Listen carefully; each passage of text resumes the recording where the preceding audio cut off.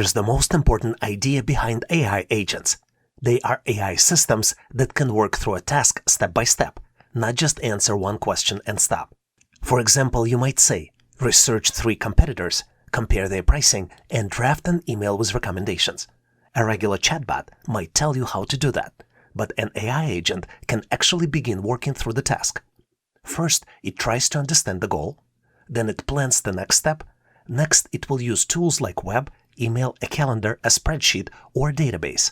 After that, it takes action, checks the result, and repeats the process until the task is complete. This is what makes AI agents different from normal AI chatbots. A chatbot mostly gives answers.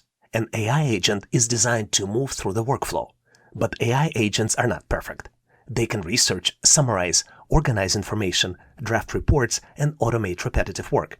But they cannot guarantee perfect accuracy, use human judgment, or safely handle every sensitive decision alone. This is why human review is still important. So the simple way to think about AI agents is this. You are not just asking AI, what's the answer? You're telling it, here's the goal, break it down into steps, use the tools available, do the work, and show me the result that I can review it. If the content was helpful, make sure to like and subscribe, and I'll see you in my next video.